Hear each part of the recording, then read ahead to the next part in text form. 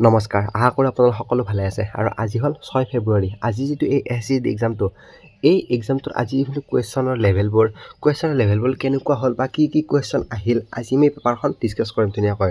কি কুৱেশ্যন আজি আমি দেখিবলৈ পালোঁ আজিৰ এই 6 ফেব্ৰুৱাৰীৰ দিনাখন।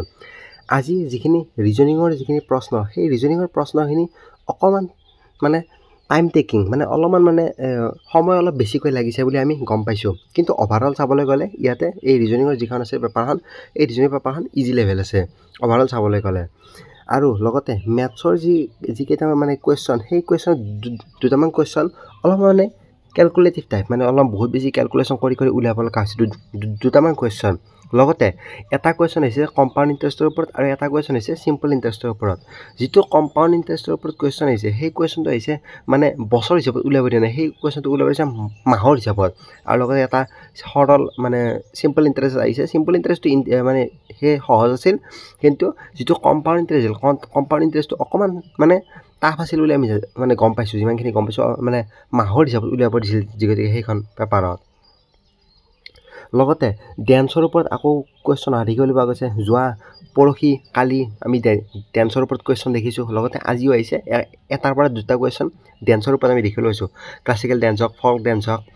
লগতে যি আছে টাইম এণ্ড ডিষ্টেঞ্চৰ পৰা এটা কুৱেশ্যন আহিব দেখা পোৱা গৈছে আজি।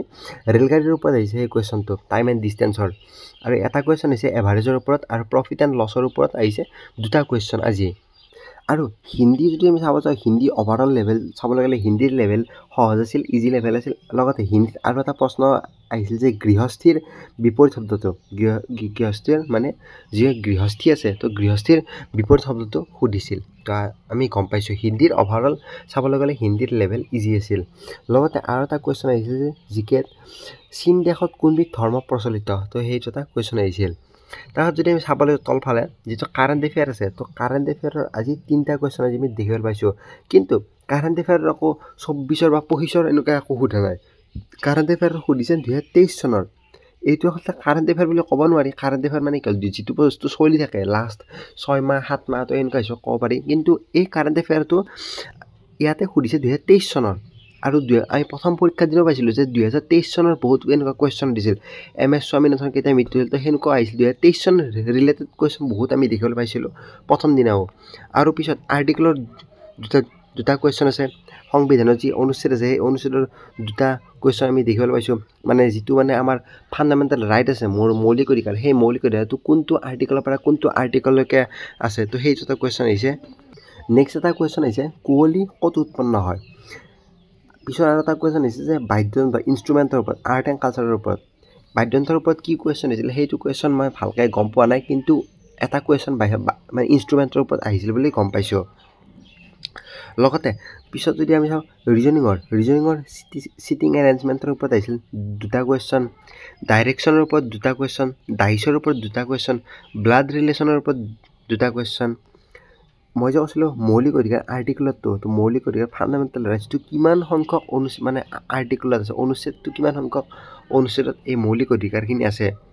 পিছৰটো কুৱেশ্যন হৈছে পলিটিৰ ওপৰত, 5 years প্লেনৰ ওপৰত এটা কুৱেশ্যন আহিছে। 5 years প্লেনৰ ওপৰত কুৱেশ্যন আছে। ইয়াৰে আগৰ পেপাৰ এখনতো দুটা কুৱেশ্যন আছে 5 years প্লেনৰ ওপৰত। তো 5 years প্লেনৰ ওপৰত কুৱেশ্যন আপোনালোকে এনচাৰ চাই যাব। তো পঞ্চবাৰ্ষিক যোজনা আজি এটা কুৱেশ্যন আমি দেখিবলৈ পাইছোঁ। লগতে পিছৰ এটা কুৱেশ্যন আহিছে ফেষ্টিভেলৰ ওপৰত। এই ফেষ্টিভেলৰ কিবা এটা ফেষ্টিভেল এটা নাম দিছে, ফেষ্টিভেলটোৰ কি নাম দিছে সেইটো ভালকৈ গম পোৱা হোৱা নাই। যদি আজি কোনোবাই এক্সাম দিয়া কেণ্ডিডেট আছে, তেতিয়াহ'লে সেই ফেষ্টিভেলটোৰ নামটো কৈ দিব। ফেষ্টিভেলটোৰ নাম দি কিনে হৈছে যে এই ফেষ্টিভেলটো কোনখন ৰাজ্যৰ লগত জড়িত। তো আগতেও সেনেকুৱা প্ৰশ্ন আহিছে। পৰহিও সেনেকুৱা কুৱেশ্যন এটা আহিছে, আজিও সেনেকুৱা কুৱেশ্যন এটা আহিছে। এই ফেষ্টিভেলটো কোনখন ৰাজ্যৰ লগত জড়িত, এনেকুৱা এটা কুৱেশ্যন আজি আমি দেখিবলৈ পাইছোঁ। লগতে বিজ্ঞানৰ পৰা এটা কুৱেশ্যন আহিছে, এটা কেমিকেল ৰিয়েকশ্যন এটা দিছে। সেই ৰিয়েকশ্যনটোৰ কি প্লাছ হৈ কিনে কি হয়, ৰিয়েকশ্যনটো কি হয়, এইটো আৰু এইটো প্লাছ হৈ কিনে কি ৰিয়েকশ্যন হয়। তো সেনেকুৱা ধৰণৰ এটা ছায়েন্সৰ পৰা আমি এটা কুৱেশ্যন আজি আমি এটা দেখিবলৈ পাইছোঁ। যদি আমি অভাৰঅল পেপাৰখন আজি চাবলৈ যাওঁ, তো আজি অভাৰঅল পেপাৰখন চাবলৈ গ'লে আজি অভাৰঅল পেপাৰখন মিডিয়াম লেভেলৰ আছিল। আজি বহুত বেছি হাৰ্ড লেভেল নহয় আৰু বহুত বেছি টান লেভেল নহয়। যিমানখিনি গম পাইছোঁ, যিমানখিনি কেণ্ডিডেটবোৰে কৈছে, তো মিডিয়াম লেভেল আছিল। মানে একদম ডাইৰেক্ট মিডিয়াম লেভেল বুলিও ক'ব নোৱাৰোঁ। যদি আমি ৰিজনিং আৰু হিন্দীৰ ফালে যাওঁ তেতিয়াহ'লে আমি ইজি বুলি ক'ব লাগিব। কিন্তু মেথছৰ ফালে অকণমান মানে টাইম টেকিং, মানে অলপমান কেলকুলেটিভ দিছে কুৱেশ্যনবিলাক। তো সেইবাবে মেথছটো অলপমান মিডিয়াম লেভেল, জিকেটো মিডিয়াম লেভেল। তো সেইবাবে জিকে আৰু মেথছ মিডিয়াম লেভেল, হিন্দী আৰু ৰিজনিং ইজি লেভেল। তো অভাৰঅল আমি ক'বলৈ গ'লে ইজি টু মডাৰেট বুলি আমি ক'ব পাৰোঁ আজিৰ পেপাৰখন।